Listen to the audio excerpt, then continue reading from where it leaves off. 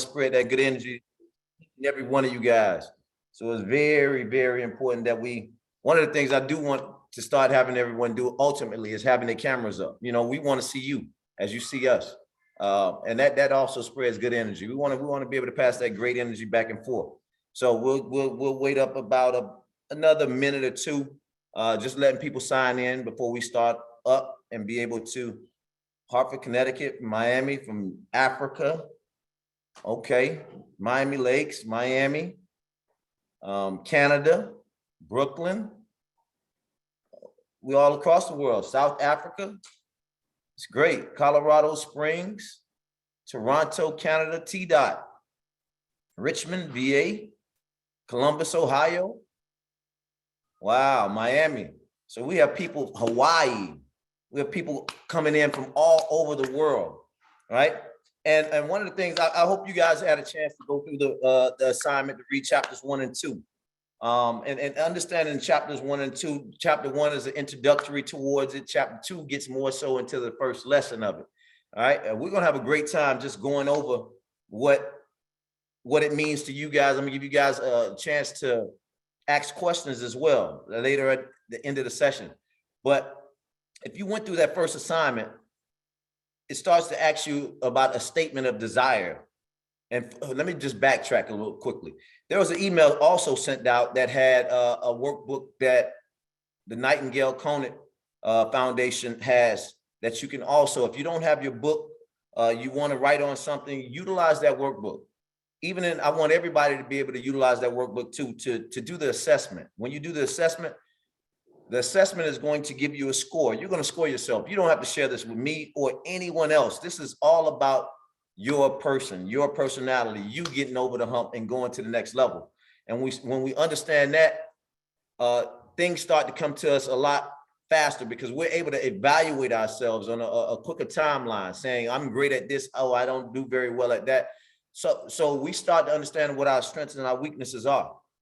And it's all right to evaluate yourself each and every 3 months, once a year, half of the year. It's great to go back and be able to have an evaluation. For those who don't know me, I'm Mario Smith, founder of Tru Prep Academy. I'm here to help collapse decades, right? And collapsing those decades mean 20 years of understanding and learning over a course of time to maybe anywhere from 7-13 weeks. But let me tell you what else has to happen. It has to come in the form of application. Everything that you're learning,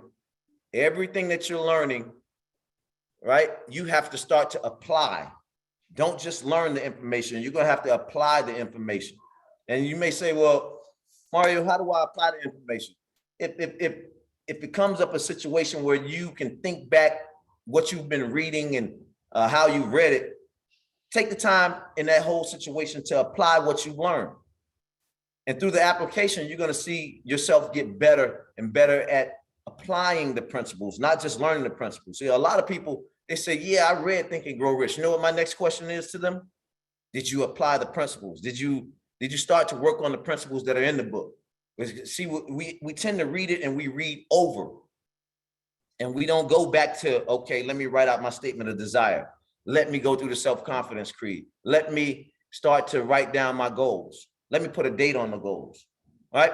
So with understanding that information, it allows you to magically write your story, right? And I'll go over that. It magically allows you to write your story. You are the author of your life. And when we begin to write our story, that becomes mastery. My story, as I put it, mastery. Mastery of person becomes my story. When I start to master myself, that becomes my story, because now and through mastery, I can have anything that I want, as long as I'm starting to work towards that desire and never veer from it. All right. So just give you guys a brief info about who I am. Mario Smith, born and raised here in Miami, Florida. Grew up first in the Brownville area, and family came into some. Mother was a school teacher. Father was a truck driver. We ended up moving on the north end of town, which was Norland, or now known as Miami Gardens. And my mom has stayed in that same house ever since. She's been there for about 44 years now. You know, house paid off, pretty good area. So to tell you that I'm a person that just came out the mud, no, I'm not gonna tell you that. I'm gonna tell you it was a middle-class young man that learned how to work for everything that he wanted in life and learned how to actually apply these principles at a young age. And when I say apply these principles, I was utilizing the principles well before I actually known them to be principles in the book, right? Innately as children, we're a lot more adventurous, right? We're a lot less scared of doing the things that we can possibly do. And as we get older, we start to stiffen up a little bit, right? We have to be able to have that kid-like desire to achieve those things that we want in life. And that's a tool that's very helpful, that's going to help you get over the hump. All of us are here for something. And that something is to become better at our craft, to do greater and better things, to achieve higher goals in life. All right, when we talk about riches, riches aren't just monetary value. You want to be rich in your spiritual values, you want to be rich in your emotions, you want to be rich in the way you treat people. Rich is a way of life, right? So you don't want to just have it in one area and be poor in your health. How are you going to spend that money? How are you going to be able to enjoy your kids? So all of those things come into play when we start talking about riches, the riches of life. The riches of life are going to be able to help us get to where we need to be, and it's going to be able to help us get there a lot faster, right? So I talked about the first thing that the first assignment was to go through and write your statement of desire, right? How many of you guys actually show me, type in a 5 for how many of you guys actually went out and did the statement of desire? It's the personal statement. All right, this statement has helped me to get things that I wanted out of life. And I tell you from a standpoint of understanding the statement, it asks you to fix in your mind the exact amount of money you desire, right?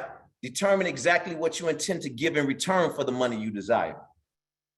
Establish a definite date by which you intend to possess the money you desire. Create a definite plan and carrying out your desire. Begin at once.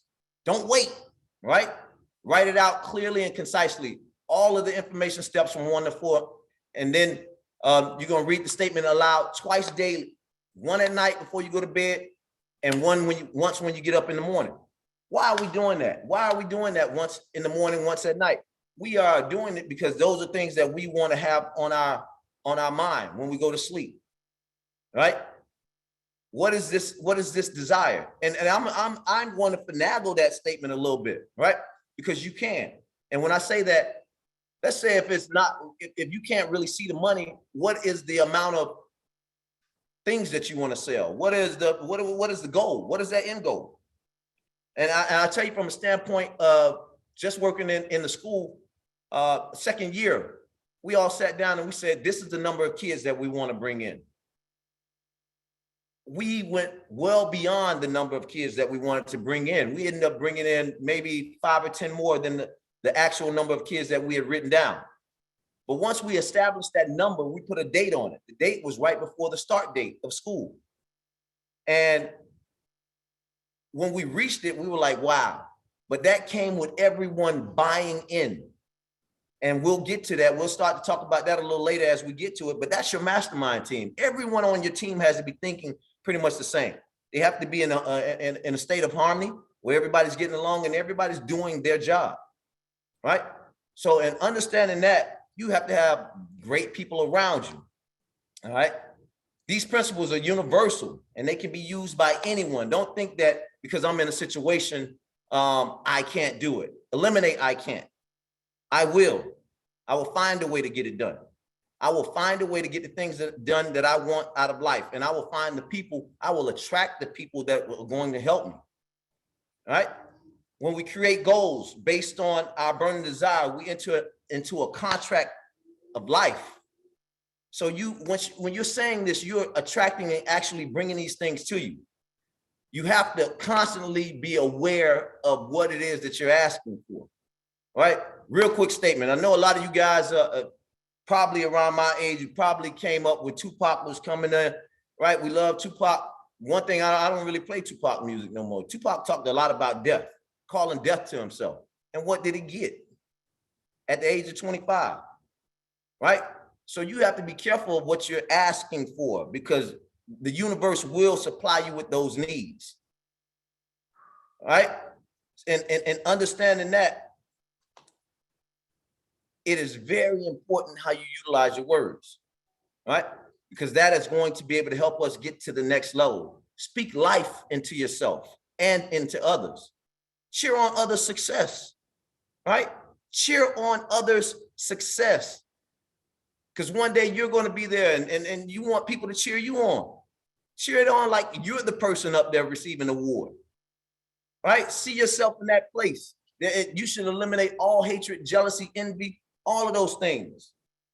These things aren't going to help us get to the next level of life, all right? When you start to read the steps, you must begin to take the action steps that it's asking you to take, all right? Don't just come in and read the book and not apply. I just went over that, all right? We have to apply. We have to apply day in and day out. Life will handle life will handle and take care of everything it needs to take care of. We just have to take the necessary steps. All right. We have to stay focused, creating a desire.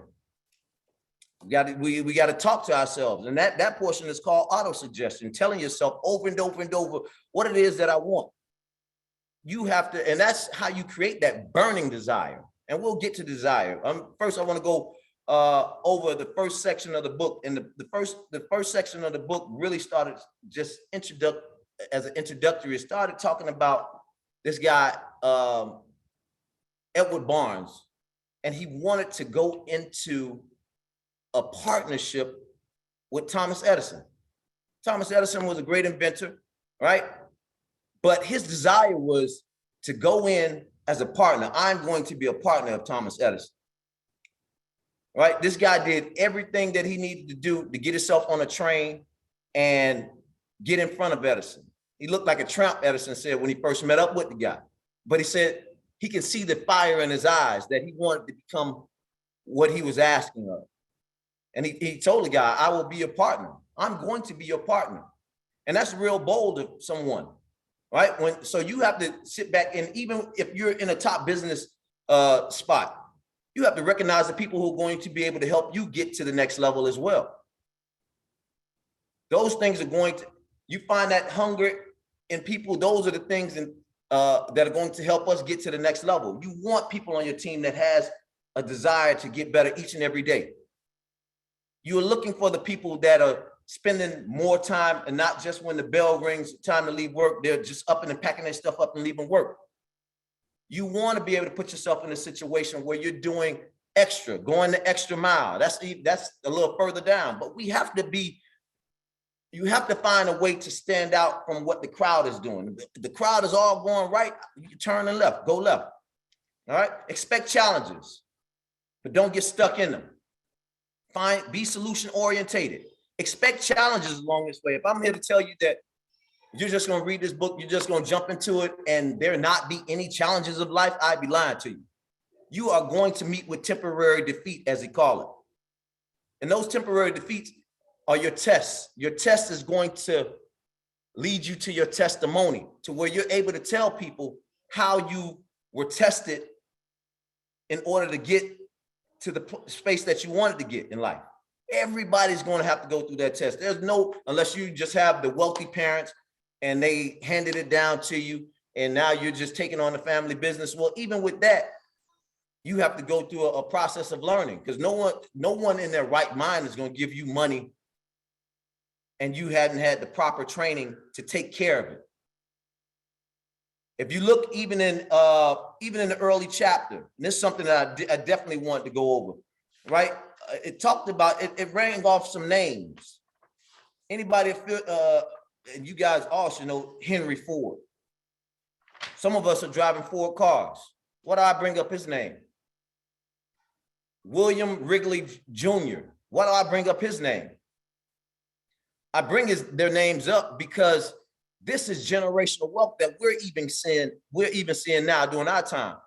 These things are still, the dream has outlived the people that have made them. That's huge. Whatever it is that you're developing, you want it to outlive you. You want it to be passed down for generations. You want it to keep going on and thriving. And those are things that when you put it into place, you have great people around you and you're upscaling it all the time, right? So in understanding that, it has to be principle driven. It has to be principle driven of the things that we want in life. History is just what it is, his story. When are you going to write your story? Right? It's good to go back in the past and see what has happened in the past, but you don't bring the past into the future. You look at what happened in the past and you say, you know what? I'm going to learn from that mistake, or I'm going to learn from that positive interaction, and I'm going to continue to move forward. Don't get stuck like some of the guys that I knew. And just a little example, a friend of mine, he was about 35, talking about he was still going to play in the NFL. I got that from a kid the other day. He was 35, he wanted to go to college and play. I said, why don't you just skip college and go try for a professional team? That makes more sense to me. So you're 35, you haven't put in the time, but you want to go play with the 17 to 25-year-olds. Why don't you just go to the pros? Test your strength in the big league. They're going to tell you if you're good enough or not. Because these college coaches are recruiting some young athletes, and if you're not recruited, you're going to be on the back end. You're going to be frustrated. Why this coach isn't giving me a chance? Test your strength in the big leagues if you feel you're that good, right? So you have to understand, I can't live in the past. I have to constantly be working towards the future. Look at what happened in the past and let's get past it, right? And work into mastery, my story. Mastery comes with me writing my story. I know what I want. I'm putting it on pencil and paper, right? I think about this here. When Disney started to create Mickey Mouse, they drew cartoons on a paper and they started flipping the paper, and the paper started animating and doing its thing and transforming. Well, that's what we're doing with our lives, right? That's what we're doing with our lives. We're writing our story. We're saying what it is that we want. We're going to put a date on when we're going to have it, right? We're going to constantly repeat it to ourselves and in the morning and at night. Heck, you can do it at 12 o'clock as well. But this is what creates that burning desire, telling yourself over and over and over, I got to have it, and let no one get in your way, right? And when I talk about letting no one get in your way, you have to understand that there are going to be naysayers. And sometimes those are the people that are closest to you. Sometimes those are people that are your family. Why is he doing that? Man, y'all crazy. Listen, you leave those people right there. Sometimes the best people that you'll find to help you get where you need to be are going to be strangers, people on the outside. Those are the people who are going to interact with you because they really aren't familiar with you. They're just trying to make a connect to get themselves where they need to go. So make the connection outside if the people on the inside aren't going to help you. And don't be in a situation where no one's going to help me. Hey, help yourself first and foremost. When you start to help yourself, help will come. Break down on the highway, jump out and start to play with that tire. Somebody gonna pull over and help you get that tire together just because they have a good heart, and that is something that they want to do. They see you start to help yourself. If you just pull over and you just sit in the car, you're gonna wait there 30, 40 minutes for that other little tow truck to pull up. Why not start the process early? Why not get out and start the work where people can jump out and start to help you? There are plenty of people that want to help you. We are connected, right? View everything that happens to us as a blessing, right? Or a blessing in disguise, whether it's good or bad, because you have to learn from 9 times out of 10, you're going to get way more bad than you get good in the world. 9 times out of 10, you are going to get way more bad than you get good out of the world. And what happens is you take those life lessons from all of those bad things that have acquired, right, to continue to build that masterpiece that you want out of life. And those are the things that are going to help you get to the next level, right? So you start to make steps with those bricks that are thrown at you. You have to walk, and don't worry about what people are saying. If you're a person that worries about what this person or that person is saying while you're on your journey, you're already distracted. You're already thrown off, because your mind is in another place when it should be on the things that you want. So when you start to think about what are they going to think, go back to your statement of desire. Your statement of desire is going to bring you back to your purpose, and it's going to help you fulfill that desire of getting where you want to go, right? Just going back through. So statement of desire, it talked about fixing yourself. And I'm gonna go through a statement of desire because I learned it from the book. I said I wasn't even ready to recreate nothing. If he already had it in the book, why not put it out why not just go over it? Don't reinvent the wheel. We don't have to reinvent the wheel. All we have to do is maybe add a little twist to it to make it work for us. So even when saying your statement of desire, don't sit there and say it dry. By December 31st, I will have in my possession. No, that's like a weak desire. By December 31st, 2022, I will have in my possession $2 million, which will come to me in various ways from time to time. In return for this money, I will provide. What is that service that you're going to provide? Right? I believe I will have this money in my possession. My faith is so strong that I can see it before my eyes. I can touch it with my hands. The money is now about to come to me at the time I deliver the service. Say it with conviction. That's what this is about. Convict. You have to convince yourself.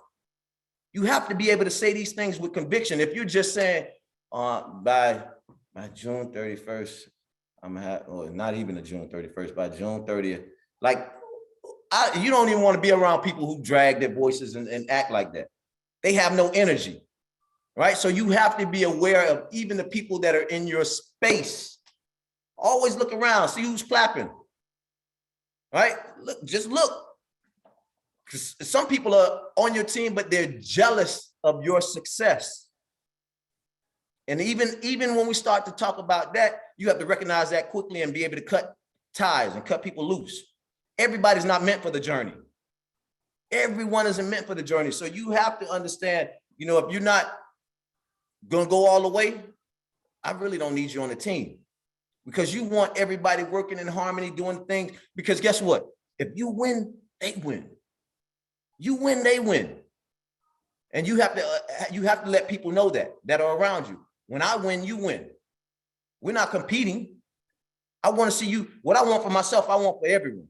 I want for everybody to win, but you have to be able to win in your space. And winning calls for a little bit of work. Telling yourself this, if you're going to be consistent and telling yourself day in and day out, my wife will tell you, she may hear me over there mumbling in the bed at night. What you saying? I'm just going through my affirmations, right? But I'm doing it because I've made it habit. I've made it a habit. At first, guess what? Because the body isn't used to it, the mind isn't used to it, it may seem strange.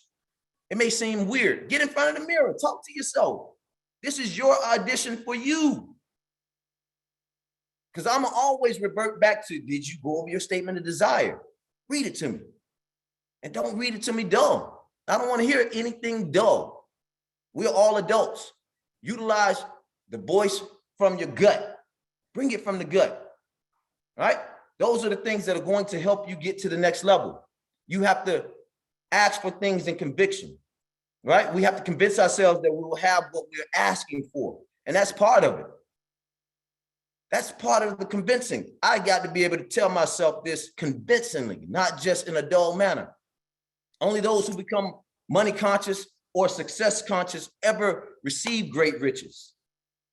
You have to be conscious of the things that you want, and whatever your success is. And how do I be conscious of it? Thinking about it all the time, making it a burning desire, working towards it. So what if I'm working a job right now, right? That means after I get off that job, I got to start on my craft, the thing that I said I was going to do. Remember, there are 8 hours of sleep, 8 hours to work, and whatever you do with those other 8 hours are going to determine your success. It's going to determine whether you're successful or not. If you're just hanging around with the boys, hanging around, burning 2 or 3 of those hours, hanging on the corner, going to shoot the Willy Bobo, you've already killed time. Time is the only thing that we never get back. right? So you have to understand, what am I doing with my time? How am I going to be most successful? That may cause for you cutting people off because you're now working on your craft. You said, when you join this course, I've taken the stable to make myself that much better. I am going to surround myself with people that are better than me, right? I need to get out of those rooms where I'm the best person, I'm the best speaker, I do the best work out of everyone. I need to get into circles that people are going to make me better day in and day out, people that are going to challenge me, right? People that are damn near gonna make me mad at that point in time, because you have those people that want to see you succeed, and your mentors will challenge you and make you mad, right?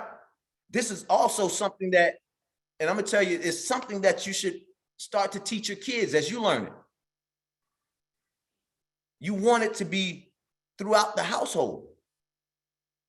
I read those, since I know the affirmations, everything that I've learned in this book, you may hear me, or you may have seen me on Facebook or Instagram, you may have seen me chanting over my children, right? That's huge, because guess what I've learned? I'm suppressing their subconscious mind, subconsciously, right? My son, Legend, there's nothing that people look at him and be like, he's not afraid, he's not afraid. Oh, that little boy, he's not afraid. And I just revert back in my mind and say, you know what? Because he's always telling himself, I know I have the ability. Cool, a real quick story. You may have seen this one on Instagram too. In there working out, he goes around to reach for a little band. He finds out that he can't reach the band. What does he do? He comes back to daddy, grabs daddy's hand, since he can't communicate with me verbally, grabs my hand and say, here, help me get this. But that was persistent. He recognized as a 16-month-old at the time, he recognized that he really couldn't reach and get it, but he was determined to get it. So he utilized someone else, right? He utilized someone else to get it. And that's huge. So I look at everything as like personal development. I'm like, wow, you know what, this young, and this is second time around seeing it, but it's like, wow, he didn't quit. He didn't say or cry about it or daddy, come help me. No, he came over, picked up my arm and said, this is what I want. So he directed me in the way that he wanted to. He didn't just give up. Innately, and I just said that, innately as kids, we have all of these abilities. We, as adults, we've gotten to this working world, and now we got to tap back into them. We have to tap back into them, and tapping back into them is reading things that are going to help us get to where we need to be. All right.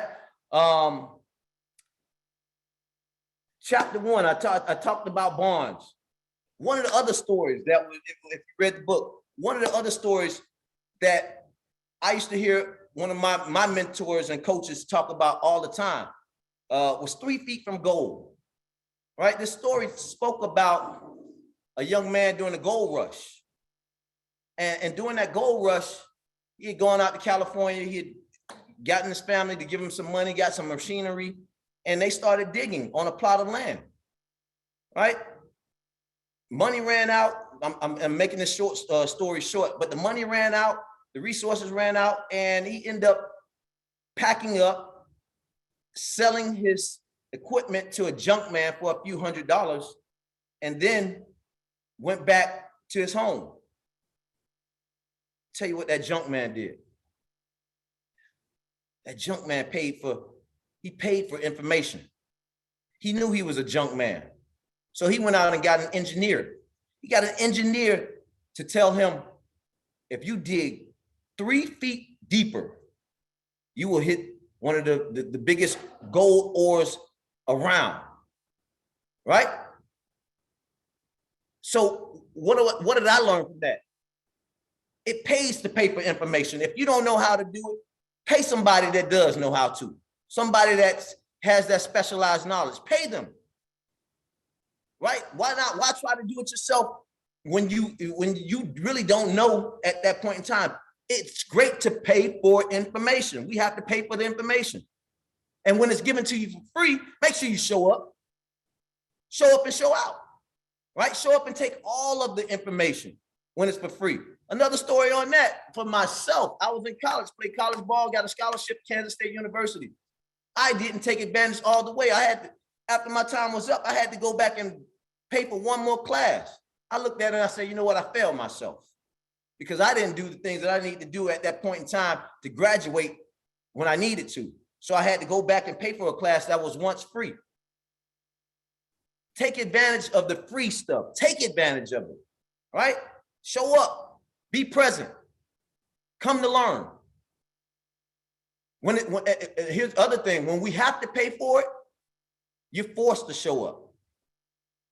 Something that Grant talked about, something that Stormy Wellington talked about. Been to 2 different conferences, 2 weekends in a row, and man, I'm on cloud 200. I can't even get to cloud 9. I'm on cloud 200 because now what has to happen is we have to take that information and we have to apply it, right? We have to start to utilize it in a way that it's going to elevate us. Grant calls it 10X, right? I'm saying, let's go. So it pays to pay for information. It cuts the time down instead of us doing it ourselves. Trust me, I've been a person say, no, I'm gonna do it myself. I'm gonna figure it out myself. Well, it ends up taking you that much longer than you picking up the phone call and making a phone call to the person that can come in and do it in 5 minutes. You pay for the service and they're gone. What we have to do is be able to cut the time frame down. And that's what we're here to help you with the book. Because really, some of us have already read it, but we haven't followed the rules. So it's my job to help you find the rules and apply the rules to your life. Apply. Application is key, right? Then it went on, talked about, if you guys read this portion of it, this was another great story. Talked about a 50-cent lesson in persistence, being persistent. Little black girl, her mom needed 50 cents. She went to the sharecropper to ask about that 50 cents, right? And she didn't just ask, she demanded, my mama need that 50 cents, right? And she didn't turn her back. God told her to get on, go home. No, my mama need that 50 cents. She stood in the paint. And when I'm talking about standing in the paint, she was very serious about and adamant about what she wanted. Until a guy reached in his pocket and gave it to her. We have to be persistent. We are going to run into temporary failure. I'm here to tell you, but you have to be persistent in all the things that you want from life. You are going to meet temporary defeat. You're gonna have a lot of victories, but you're going to run into temporary defeat. And when you run into that temporary defeat, don't pack it up and say, I'm done. Find a way. What's the solution now? Don't talk to people that are pessimists, right? They're going to give you all the reasons why you should quit. They're going to give you all the reasons why you should quit. Go talk to somebody that's going to encourage you. You know that you have an encouraging friend. You have a friend that thinks on a negative end. Go to the people that are going to talk to you in a proper manner, who's going to uplift you, who's going to give you a solution to your problem. And not tear you down along with the person that or thing that you're talking about. All right. When you tell people, and one of the things also from that story, the guy that how all these stories connect, the guy name was Darby, who quit at 3 feet from goal. He learned a lesson from the little girl in a statement of persistence, and he utilized that when he went into the insurance agency, and he learned that it pays to pay for information. So all of these stories linked up. So he learned the lesson from, he got defeated. He could have been a rich man, right? But he gave up 3 feet from goal. He saw his uncle get whooped by this little girl in persistence. So in his mind, before he went to start selling insurance, he knew that he wasn't going to take no for an answer. And those are things that we have to understand. And not taking no for an answer isn't just not taking no. What it is if a person gives you a solid no, you accept that, but you go on to the next person. Don't get the no and quit. Hold them a tent. Right? You have to be in a situation where, you know what? I'm gonna use that for my fuel. For every no, I'm on the back end, I'm gonna get 12 yeses. You have to be able to talk to yourself that way and be like, nah, see, here's the thing, what we do. We kill a dream before we actually get out and start on it. right? Because we're telling ourselves, no, what do I think they're going to say? We can't think for other people. You got to understand that we can't think for that person. That person may be in a good mood, and he or she is going to say yes. See, we got to get out of our own head. We 9 times out of 10, we're trying to think, project the thought upon that next person when we're talking to them, or you just have to ask. If you don't ask, you don't receive. Right? So don't kill your dream just because you're in your own head. That is profound. A lot of us do that. I have to be able to be confident about the things that I want, the things that I see. And if I get a no, I'm going to take that in stride, but I'm going to say, you know what? I'm going to go back and reevaluate. Was my delivery right? Did I present it right? I'm going to look and see what I could have done to make myself better. And I'm going to go for the next person. I'm going to make sure somebody, when I get that first yes, I'm going to clap myself on there and I'm going. See, sometimes you got to pat yourself on the back. Sometimes it ain't going to be people that'll clap for you. So you're going to have to clap yourself up, jump around for yourself. Hey, boy, I was victorious today, right? And in that victory, you want more. Because it's a happy feeling being victorious, right? Don't be the victim, be the victor.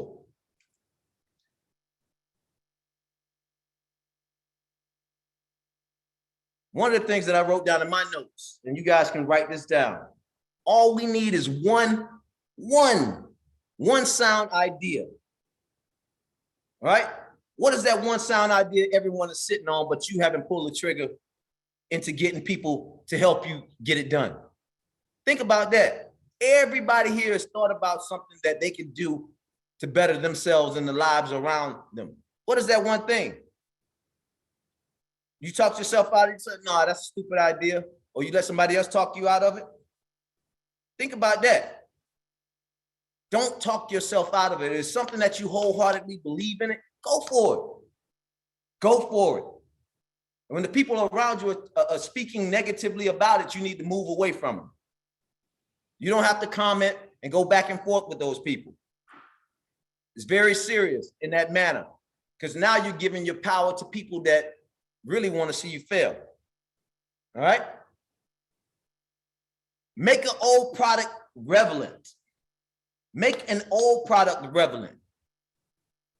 There are many ways to be successful. We just got to be able to think on the lines of how do I go about doing these things? We all know that clothes end up recycling themselves every couple of years. You want to be a fashion designer, start to look back at the past and see, and this is how you look back at the past. You look back to see what was going on then that hasn't recircled around, that you can probably jump ahead of the game and bring it back around, right? You can make old things relevant again. Add value. See how you can add value to someone else's product. What value are you going to bring to help this person be a better person? That's what Barnes did to Edison. He figured out, I can sell this machine and I can really go into partnership with them like that. How can you make someone else's business relevant if you just haven't come up with your own business or idea yet? That's a great way to get on, right? Helping someone else. Help me help you, right? Recognizing the need of service for people. We're all in the service business. Everyone is in the service business. That's the only way that you're going to be able to get to the next level. Providing a service. What is that service? Can that service the mass of people? So they talk about real estate, they talk about insurance, they talk about healthcare. Those are three businesses that are going to thrive. Right? Those are three businesses that are going to thrive because those are needs. We need insurance, car insurance, health insurance, homeowners insurance, right? We need those things. Where do you fit in? How do you see yourself selling that to other people? $1 million policies so we can pass on to our kids so they don't have to struggle coming up. All right, these are ways that we create wealth paths for ourselves and those behind us. And here's the other thing I'm gonna ask you guys: stop thinking for the here and now. In my mind, we're creating generational wealth. We're going to be able to enjoy some of that, but how do you want your name to ring on for the ages? That's something to think about. How does my name last on through the ages of time? By the service I give, and the way I give it in, and how I deal with people, customer service, right? Riches begin with a state of mind. What is your state of mind? Are you thinking negatively? Are you always constantly thinking in a positive end? And if you're thinking in a negative way, you need to be able to flip that. So I have this method. Let's say if a negative thought comes in my mind, I know we all have phones, but this is an analogy that I use. Even I use it with our kids in school. When the negative thought comes in your mind, just swipe, swoop, with your finger, swoop, swipe it away. Go on to the next thought, because you can't have two thoughts enter into the same space at the same time. Swipe the thought away, right? Don't be on autopilot. When I say on autopilot, now our brain is we're just on autopilot. We're just waiting for whatever comes. One of the things you don't hear me say, or you won't hear me say anymore, I'm just chilling. I ain't got time to chill. Chill means I'm sitting down, I'm relaxing. This is not the time to chill. It's growth time. Like Miss Wellington said, Miss Stormy Wellington said, it's grow time, go time. Go time, grow time, right? Let's grow. We're constantly growing. We have to constantly stay in that state of mind. You take a little time off to relax and enjoy some of the proceeds that you've made during that course of that time, but you constantly have to get back on and continue to grow. Right? So you guys got to constantly know what it is that you want to keep yourself focused upon it. That's huge. Don't lose focus. Don't lose sight of what it is that you say you're going to do and in the fashion that you're going to do it. Here's another big one. Don't measure yourself up to what others have.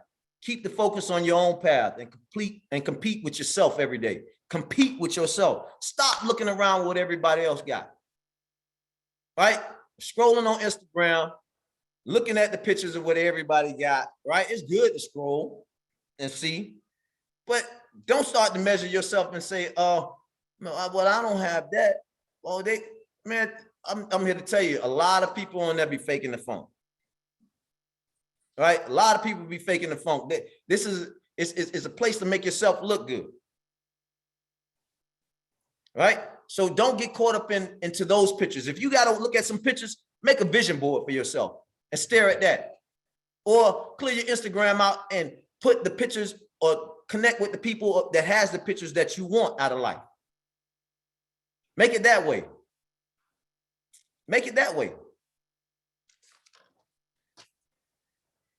And why do I say that? Because we don't want to get caught up in the matrix, watching out for what everybody is doing. How many of you guys have Instagram and you find yourself scrolling you say, I'm going to be here for 5 minutes and then turn into 30, then turn into 45, head down, right? Here's an idea. This is what the industry, I'm going to give you guys an idea. Whoever can create some neck braces and some glasses for the next 15, 20 years, because people walk around like this here, that's going to be like they're already out. But since people walk around like this here, head down, you're going to see a lot of people hunchback and going to need glasses just from looking at our phones. I'm being honest with you. So if you can come up with some type of vision wear, some type of thing to keep the phone up in front of the people's face, where they keep their head and their posture straight, it's going to be a lovely thing, right? So all of us have phones. All of us do it. All of us bend our neck down and we're looking down. Like, find something in the game that's going to help you. All right. As we roll into our desire, that is the first step towards riches. And you got to understand it has to be a burning desire, not just a desire. All right. And I'm gonna relate this to some of the fellas. Like what's your desire? What's your desire?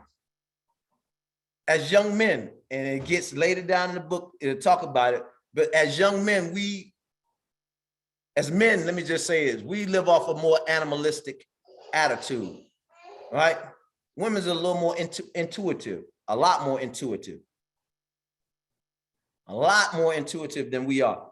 But that same desire, it became a burning desire when you were looking at that young woman and you were wanting to chase her and be her friend. That type of desire you need to go at your craft with. So think about it. Think about it. And it talks later on in the book, love is one of love, sex, and faith are the three strongest emotions that we can operate out of. One of them is biological, and that's the sex portion of it. So think about if I put all of those emotions into doing what it is that I say I'm going to do. It's going to help me get those things a lot faster and get there a lot faster because now I'm focused. See, and I think I went over this, but as men, we don't start that focus, and it's crazy. I was like, man, I'm reading this book. Nah, this ain't gonna happen to me. But it's crazy that after 40, it talks about men in the book, after 40, once your testosterone starts to decline, now you start to use your mind. You start to use the other head now. It's like, well, I think I need some money now. But if we took that same desire that we chased those women with early on, we'd be in a different space.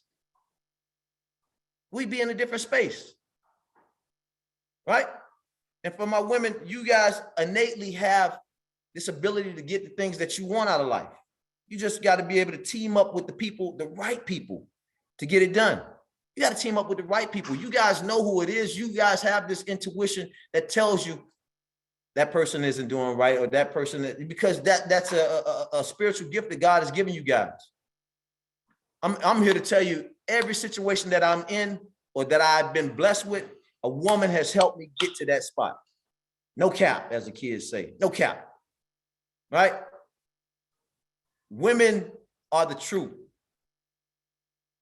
And I said this before. They are the baddest piece on the chessboard. If anybody knows chess, the king can make one step at a time. He's the king. Once he's captured, the game is over. Right, great. But the queen can do everything the king can 10x. So in essence, my wife is sitting over there. Listen to what your wife got to say, fellas, or your girlfriend. Listen to them, because they're only doing that to help you.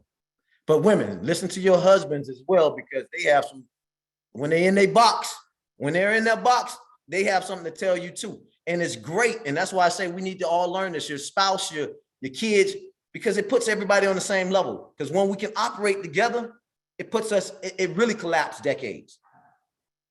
When husband and wife are on the same thing, the children are on the same thing, it collapsed decades. It allows us to go a lot faster, because I know, okay, we have this meeting. We have a family meeting on Sunday. And then Wednesday, we're going to come back and have another family meeting to reconvene. Right? We're going to reconvene. And that's something that me and my wife have talked about. Like, she has her career, I have what I'm doing. But now we need to collapse that. We need to collapse that and make faster and bigger strides, which are going to take us to the moon and beyond. And understanding that allows us to move in the way. So we definitely need to have family meetings. If we're having meetings at our job, why not bring those same principles back into our home? It may not be as strenuous, but if everybody's on the same page, I played football, right?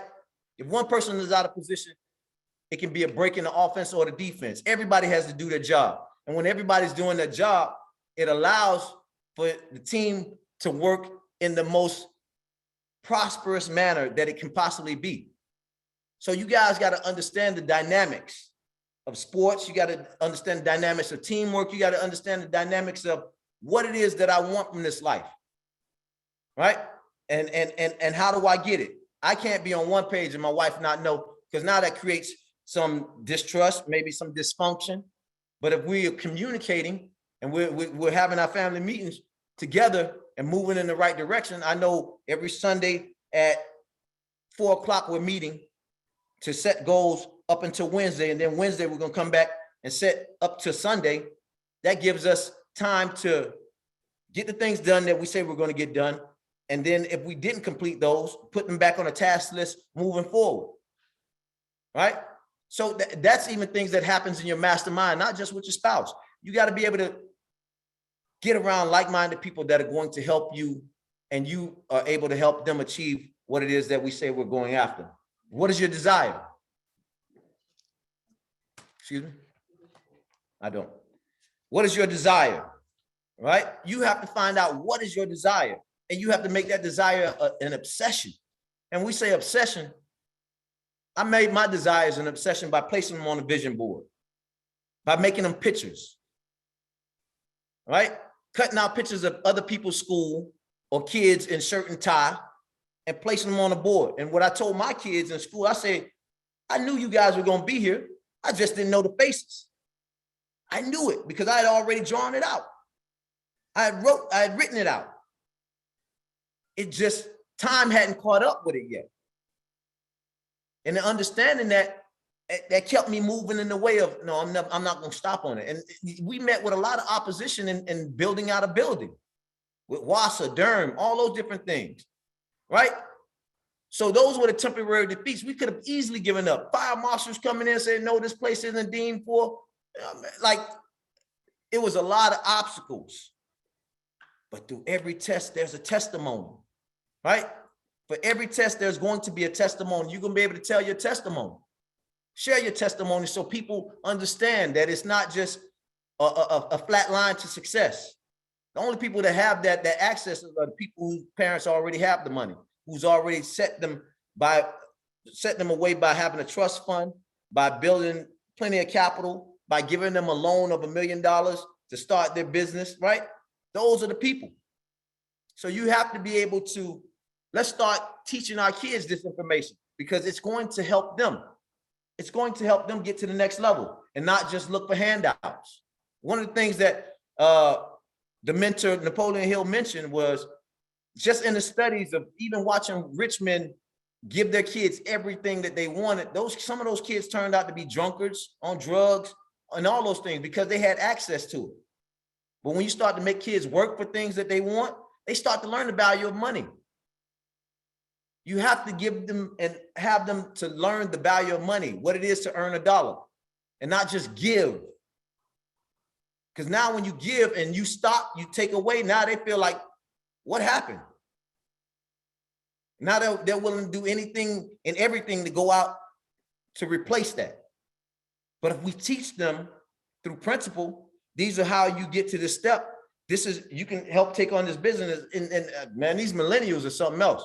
You can set up a corporation that's going, and they still want to do their own thing. So, and I'm not mad at that, but if you teach them the principles, they can go on and do their own thing and add on to the empire, right? In Desire, in the chapter of Desire, it talked about burning bridges, right? Burning bridges. It's all right to burn bridges. And I'm gonna give you this one little lesson about me. I had an opportunity. I worked at my old high school, and before I left, I had to burn a bridge. I didn't give a 2-week notice. I just went in one day and said, you know what, I gotta leave. It wasn't anything against the school that I was at, but it was more so for myself. And when I say for myself, I graduated from that school. I taught there for 13 years. The reason I burned that bridge is so I didn't turn back. To say, you know what? I'm gonna go back here if this other thing doesn't work out. I ain't give myself a way out. I burnt the bridge, burned it. So I can't go back there. I already know it's win or perish, right? It's win or perish. He talked about that. Took the boats, he burned the boats, and he told the soldiers, you're gonna win or perish in war. So you gotta understand when is the right time. You may not, I'm not telling you to go out and quit your job right now, but figure out a plan. What is your exit strategy? I used to always wonder what that was. What is your exit strategy? How am I going to get out of this job to get to something that I love to do? I'm gonna tell you how. By doing it, by making your side job your main thing, right? By making it your hobby your main thing. And that goes into those other 8 hours. I'm going to have to put that time in, those other 8 hours, 8 hours sleep, 8 hours to work. Those other 8 hours, I'm gonna have to put into my craft. And it's not gonna be really 8 because you got travel time, eat time, all those. So let's count about 5, maybe 6 hours. Sit down and start working on your other craft. What is it that you like to do? I'm not advising you to just go out and quit your job, because when you quit, you got to have a plan. I didn't have no plan. I just knew that I was going to get where I was going to go. All right. So without me having a plan, it took what we thought was going to take 6 months, took 3 years.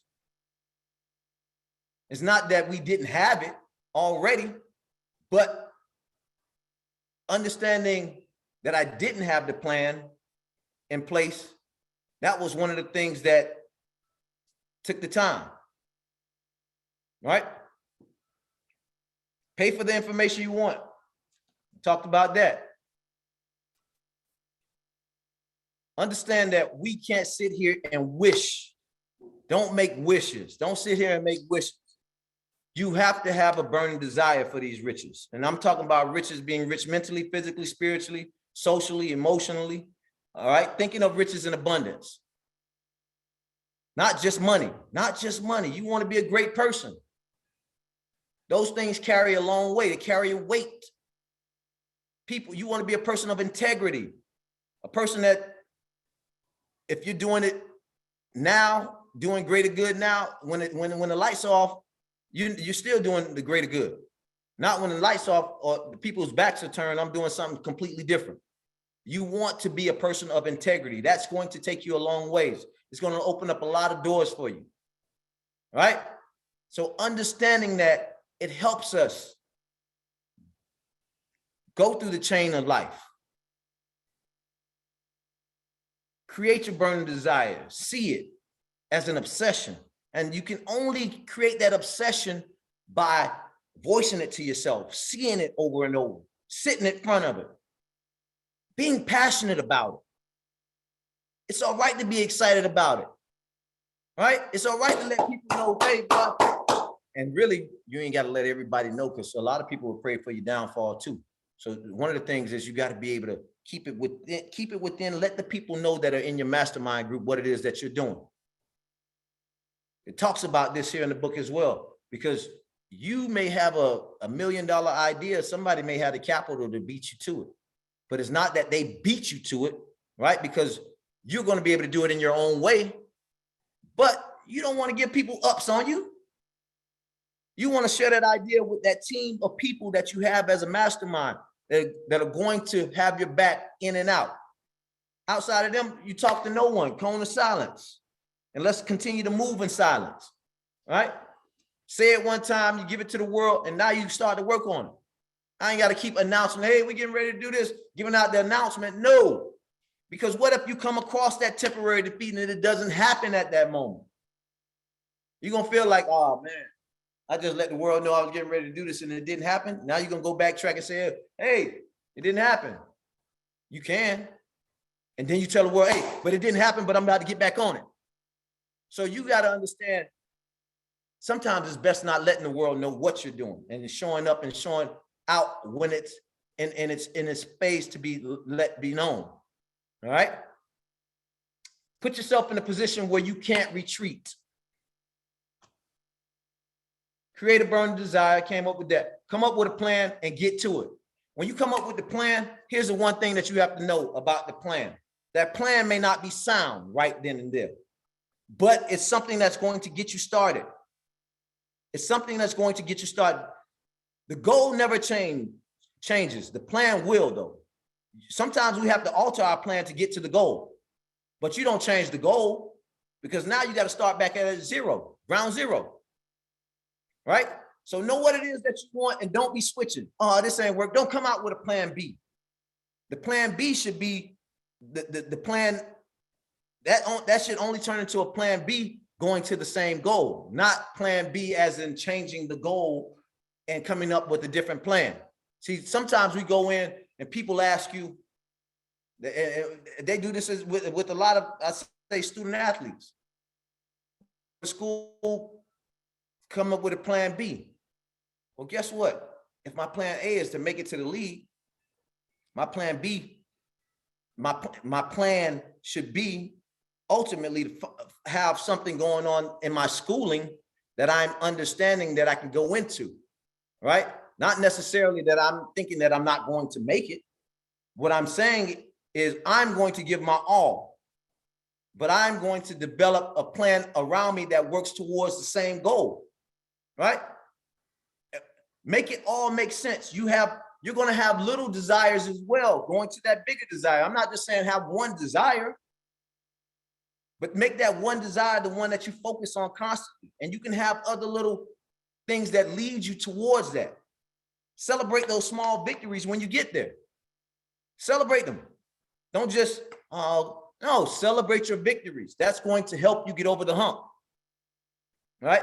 Be persistent. Work every day at the plan and achieve the goal. Work every day. Don't come home today tired. Remember what I said about talking to yourself and what you tell yourself. What you tell yourself is what you're going to be. I am tired. Whatever you put behind I am, you're going to manifest. Stop telling yourself the negative stuff. Be conscious of what you're telling yourself. I am great. I am worthy. I am wealthy. I am happy. I am a father. I am a husband. I am a great father. I am a great husband. I am a great wife. I live in abundance. I am God's child, right? What you got to speak positivity into your life. If no one else is speaking it, you must speak it constantly. Be on the same page with you, right? The power of I am. And you got to understand that. Like, I'm going to briefly tell you guys, because I'm about to bring it to a close here. We got a few more notes. But my wife used to always ask me, why are you just sitting there reading that book? Like, why you kind of stop reading and get to action? Well, along that path, that journey, I'm reading for understanding. I'm reading to figure out, how do I put this into play? Right? How do I put this into play? Then I'm also configuring the mastermind. So at that point in time, I'm embedding myself in something, because as I read, he took 25 years to interview people that are wealth. So anybody that takes their time, 25 years of interviewing wealthy people, I want to know what's in that book. I want to master the principles that are in that book. Because that 25 years that he took, I want to be able to collapse that to 3-5 years, right? With a team, I can collapse that to 6 months. A lot of times we get out and we want to do it ourselves. Start to collaborate. Collaboration is a new monetization. There are people around you that can do things that you can't do. Recognize your strengths. Recognize your weaknesses. Have the people that are better than you in those areas conduct those things. As we get into the mastermind section of it, you'll learn that even when you start to set that mastermind up, come up with your percentage that you're going to offer everyone, because no one works for free. If you don't have the money, be able to give them a percentage of the company. It's all right. Let's not count each other's pockets. Remember what we talked about. Pay for information. Those are the people around you that have the information. They can let you into the doors. They're going to help you. Don't look at it as, oh man, I got to get them 20%. Is that 20% going to help you get to where you're going a lot faster? If it is, zip it, pay it, and keep it moving. These things are going to help us get to where we need to be a lot faster. But if we know how to play the game, then it's not a game anymore. Because what you do for one thing, you can do it in anything. These are just principles that you need to be able to apply. So as we go through, it talks about no one is ready for a thing until he or she believes it, that they can acquire it. See, a lot of times, and we say we have this faith, this unwavering belief, right? But do we really? Think about it. How many times you talked yourself out of a situation when you know you should have gone in and handled that situation? How many times we just sit back and talk to ourselves? I'm guilty of it. I'm not gonna sit here in front of y'all and say, boy, I just mastered this thing. No, I am guilty of it. We be in our own heads.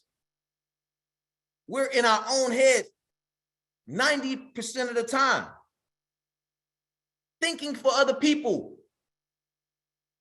Don't think for other people, just ask. Ask. That's the only way that you're going to be able to find out. Number one thing is going back to it, create a desire. What is the desire? And if it's not a burning desire, you turn it into being a burning desire by constantly saying it over, saying it with conviction, telling yourself, this is what I want, creating pictures around the house that leads you to it, right? You're going to find yourself doing research about it. All of those things help you get to that point a lot faster.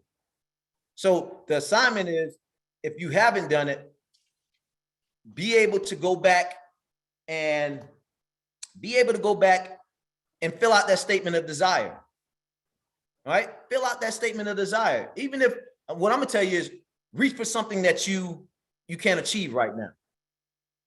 If it's $100,000, great. If it's $10,000, great. Whatever it is, this is for you.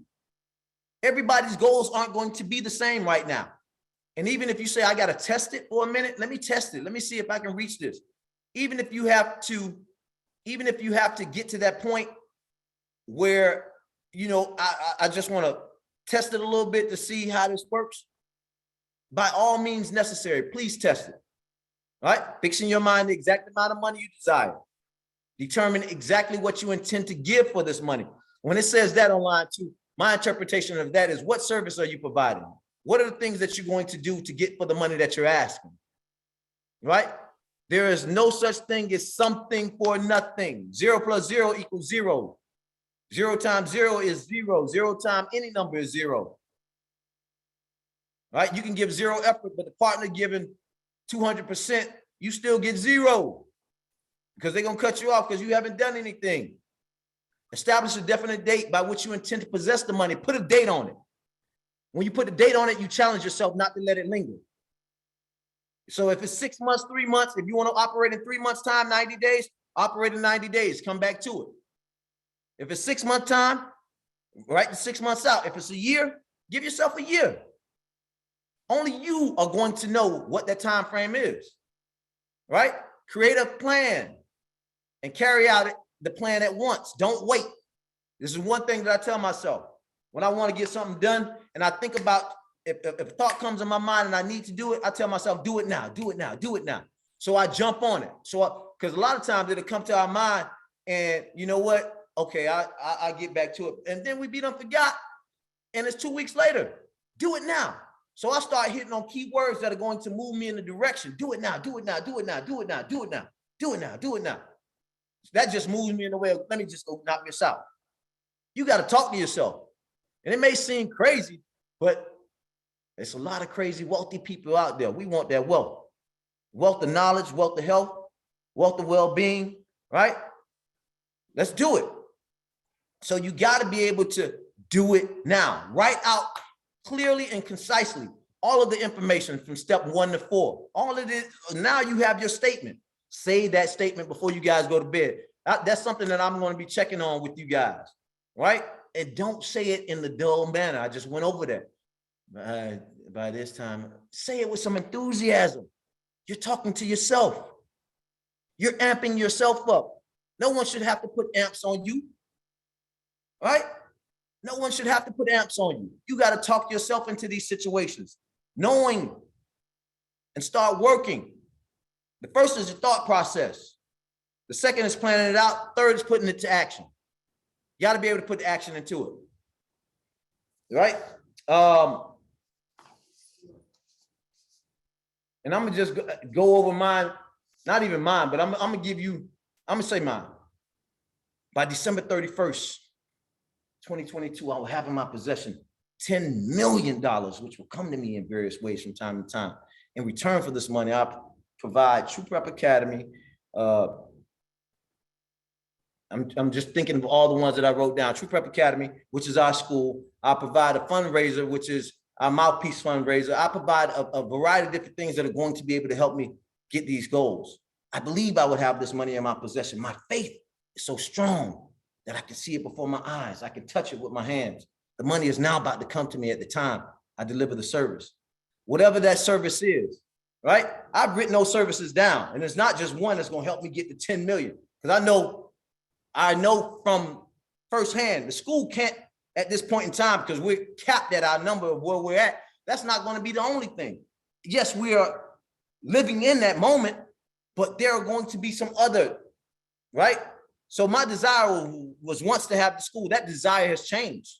It's changed to now having a school building so we can have more kids, right? So you have to understand the desire is going to change once you get there. Don't stay stuck in a place of complacency, right? You get it, look to upscale it. Look to be able to give people jobs and help people along the lines, right? So what I would want you guys to do is drop a 5 if you learned something today, all right? Drop a 5 in the chat box if you had a chance to learn something today. And that's going to be able to help us like get to the next level. There are no sessions that you're gonna see me get on here and be like, okay, today we're gonna go over this. No, because I know we need the energy. I know that we need to be energetic about the things that we need to do, right? We need to be energetic, and I need you guys to go hard. Write that statement down. Say it tonight before you go to bed, right? Say it when you wake up. Put it by your bed. People gonna, your spouse, your friend, your cousin, they're gonna think that you're crazy, right? Does anyone have questions? As we wrap, does anyone have questions? Right? Can you raise your hand if you do have a question about what we have going on? Is there a workbook? There is a workbook. Now you can join the Facebook group, and we're gonna put that out. But there is a workbook. There's a workbook, which is the mastermind volume, Think and Grow Rich. Now, if that one isn't on the shelves, there's one that we sent an email out today that has some of the same activities, right? I have Carla who has a question. Claudiane, you want to unmute him, please? Hi, thank you. I just want to say thank you so much for your time. And I just wanted to ask a quick question as far as the desire statement. When it says I intend to give, are you meaning like, I just want to have more clarity. Like, are you talking about like the service I will provide to help other people? Yes. Is that okay? What is that service? Like, what do you intend to give? I know he mentioned that, but I've interpreted it as what type of service are you going to provide? Okay. All right. All right. Thank you so much. Yes, ma'am. Miss Rashida Francis. Right, Radisha, I'm sorry. Good evening. I was wondering when will we be assigned accountability partners? We will, that's when we get to our mastermind. Okay, so a few weeks. Yeah, it'll be a few weeks, maybe in the next 2 to 3 weeks, we'll do that. And I just want to make, I'm listening, sorry. No, I was just gonna say, but do you need an accountability partner right now? No, I don't. I actually don't. I'm very self-motivated. I'm just happy for this because this ends on my birthday, which will be my 40th birthday. So this is just to recalibrate my mind. Okay, definitely. Well, I thank you for being here. You're welcome. Miss Cameron Love, or Mr. How's it going, Coach Mario? And it definitely is Mr. Cameron. But Mr. Cameron. Thank you, man, for the lesson for tonight. I'm gonna be honest and quite frank, man. I got a lot of different things that I'm aspiring to do, and I'm having a hard time with creating and just narrowing it down to just, I guess, one focused desire like statement, because I don't know if anybody else is just having that issue, but it's like when I think of one thing, I'm like, well, dang, I'm not, I want this, I want that as well too. What would you say to those people having that issue? So what I would tell you to do is find the labor of love first. All right. What is it that you love to do? What is it that's something that you love to do? And from there, once you have mastered that, now you can start to grow out. Because if you stick your hand in 7 different pots at one time, you're going to stretch yourself thin. And then stretching myself thin, none of the other things are going to get done. So find one of them that you can say, I have the labor of love. Why did I do the school? Because a young lady told me, she said this here. She said, you got to understand, sports are a part of school, right? You just can't have a sport team and not have the school. So on every level, the school is always a part of sport.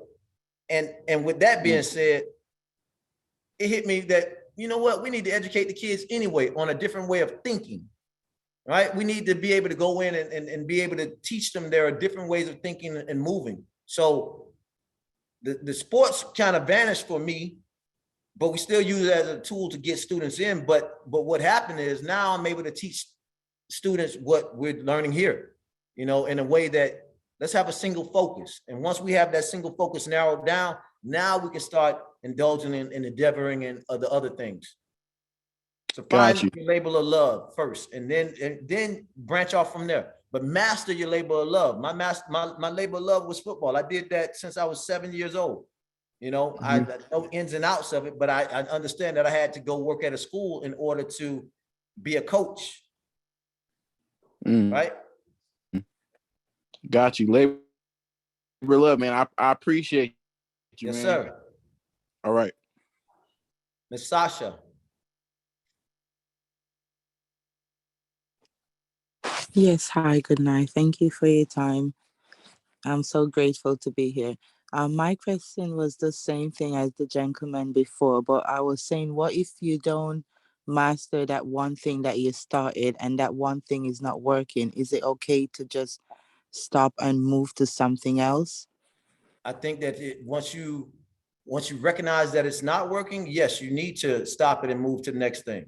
Because here's the thing, if it's just not working, then it's okay. Like, let me give you a prime example. I have another book, which Think and Grow Rich is a condensed version of the 16 Laws of Success. And he goes a lot deeper into just, let's say, even human relationships, right? Where he says that if a man and a woman is married and it's not a relationship that's going to work, I promote divorce, right? Why be in a relationship that's not going to work?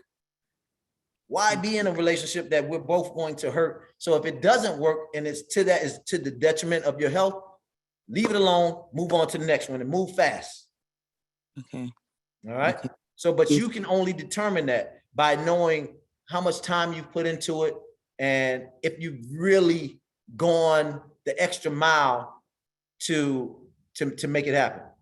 Yes, and I believe I have. So I've been having thoughts of moving to something else because I don't want to be doing more than one thing, the same way Coach said as well. As you said, master one thing. So that was always an issue that I've been having. So I've been holding on to this one thing, trying to get it to work. And it's like, it's not working for me.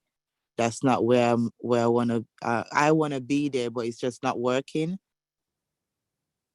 Okay. Well, you need to get rid of it, whatever that situation is, and it's all right. Anyway, like Yes, finance, indeed.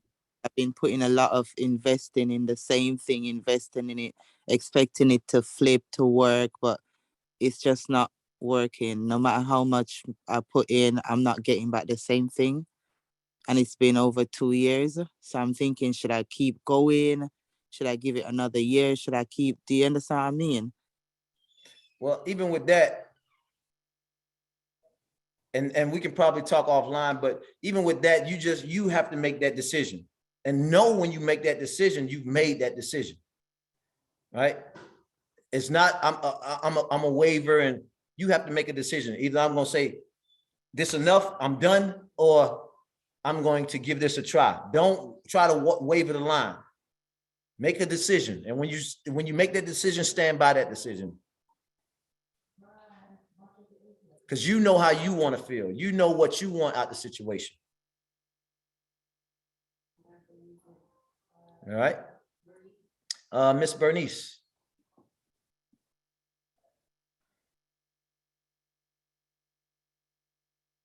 We're okay. Okay. Can you hear me? I can. Okay, peace and blessings.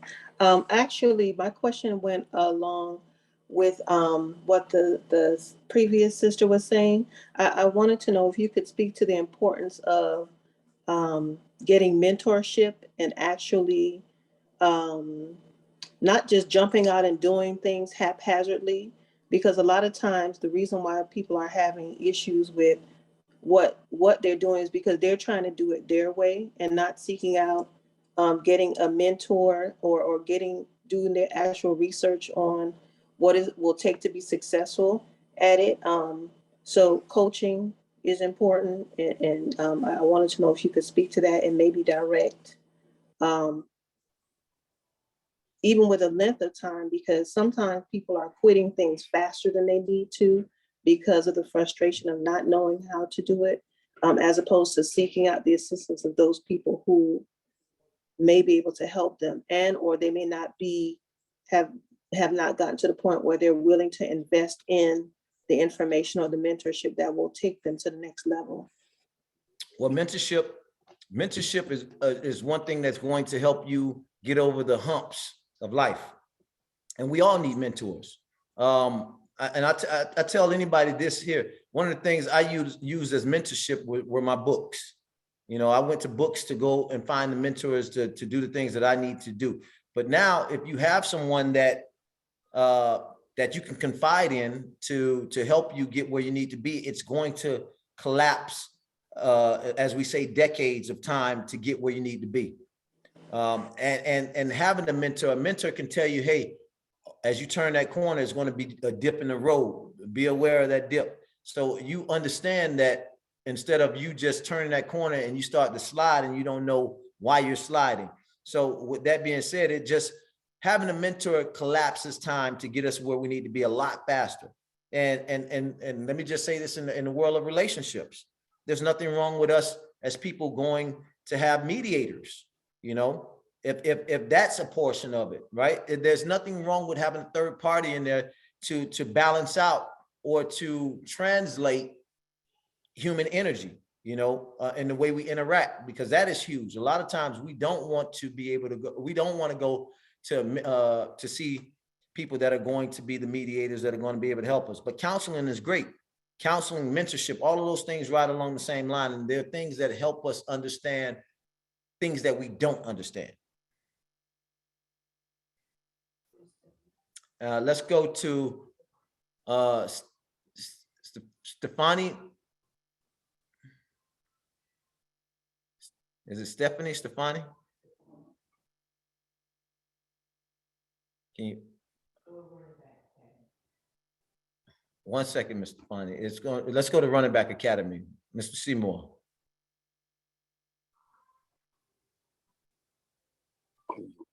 Hey, what's going on, Coach? How you doing today? I'm doing well, and yourself? Yeah, man. So just basically just listen, man. And I just want to say, man, I thank you for having this group. You know, I've really been thinking about a lot, you know, about, you know, what you spoke about as far as, you know, monetization.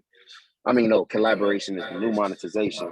And I just want to kind of to see, you know, with my company, what I'm doing is I'm actually starting to reach out to people who are in other professions that connect well with my company. You know, so, you know, do you think it's a great idea to partner with those guys and to kind of do like a profit share with them, just so it can be an extension of, you know, the Running Back Academy? I just want to kind of ask you that, you know what I mean, as far as like connecting with other people that's still in the same field, but they're not exactly what I'm doing, but they're doing something similar and kind of collecting like a small profit off of what they're doing. I think that's a great idea. And when I say that is one of the great quotes that I heard is, instead of me, I'd rather have a 1% of everybody's efforts instead of 100% of mine. The 100% of mine is going to keep me in place, but the 1% of everyone's efforts, I'm going to be able to expand globally. So even in your expansion, that is going to be great. It's going to help you out. That's going to be some work that the other people can handle for you, that you're going to be able to make some money from. So I promote that. Yes, sir. Okay. Yeah, good. Because I was just wondering if it was going to take away from the integrity of the company, opposed to adding value. But like the more that we talk about this stuff, it just seems like it's adding more value to whatever you're doing because of those basic connections, if that makes sense. It definitely does. And then you got to know who you're getting in bed with. If they get good people and you've done business with them before, I would say go for it, and because you can always pull your company back out when you start to see integrity fall. Exactly. Appreciate you. Yes, sir. Try Stefani. Stefani? Okay, good evening, everybody. Good evening. I wanted to say when I was hearing the people ask about quitting and not quitting, should they leave out? I agree with all of that. But one thing I read in the book and just being around you guys that I saw too, sometimes we trick ourselves into thinking it's time for us to quit, but we really have not put in the work ourselves. So I just wanted to encourage somebody before you quit to make sure that you're doing the things that you're supposed to do. Because I remember when I was under Claudienne was giving the information, but I was not implementing the information. You understand what I'm trying to say? And I remember Sonia was coming in at the same time that I came in real estate. Sonia was implementing the information. So Sonia went on to be a successful realtor, and I went on to not do anything. And so then when you're in survival mode, we start quitting because you're kind of like in survival mode. So now you're chasing the money. When I realized after being around you guys, I'm hearing the greats like Claudienne, you, Stormy, Perla, Elena, everybody's talking about consistency. So Correct. When you're chasing the money because you're in survival mode, maybe you have bills, you have kids, if the money's not coming at the time, then you quit and you go on to the next thing. And so then you start doing that. You might make a little money, you don't make no money. So then you quit that. And that's how you can really, truly end up finding yourself with your hand in different pots, and you're not really successful, when really we have to chase consistency. And if you chase the consistency and you stick to it, because that's what I read in the book, if you chase the consistency and you just keep going, is going to happen. And that's what I'm seeing. And also, whatever deficiencies you have in your personal life, it'll transfer into your professional life. So I had to go through counseling and get professional help to understand why I couldn't do certain things, because I have the resources, and a lot of us, we have the personality, we have everything, but there's something else personally that we're missing that maybe we didn't learn as children, we didn't learn in our adulthood, whatever it is, that is what's stopping us from going to the next level. So before you think about quitting, really think about, did you give this 100%? Did you get up and go to the classes? Did you go to the books? When the coaches told you something, were you coachable? Did you listen to the people? Because I know it's plenty of times I did not listen to Claudienne and I wasn't successful. When I start listening, I start seeing stuff. When I got out that survival mode, I start seeing stuff. And then, when we talked about dipping into different things, I'm not talking about if you're a realtor, but you slid into credit repair. That goes hand in hand. So that's not having your hand in different things. You know what I'm saying? We talking about you in this profession, then that. It's different stuff we talking about. So I just wanted to say that to encourage people and to make sure we have a clear understanding and definition of what it means to give up something. Like, it just really doesn't work. You did all that you could do, and this is really just not your thing. Versus, that's it. Correct. I think you explained that very well. All right. You have to exercise all resources, and then you have to be able to look at yourself and say, am I doing the things that I need to do to make the situation better? So I thank you. I have a question. Can you share with us your morning routine? my morning routine. So my morning routine consists of when I wake or rise out of I do a prayer when I get out of bed, and then before I get out of bed, and then I go about 5:30 to after I brush my teeth and done all those things. I go to my garage. I have a weight room in the garage. I'm self-motivated, so I get myself to sweating because that's something, the physical nature. And the reason I do that is because I put the stress on myself early on, so the world can't stress me, right?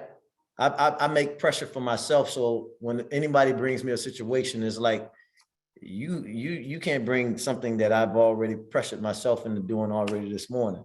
So and that's how I look at my health portion of it. After that, I stretch and I go into meditation.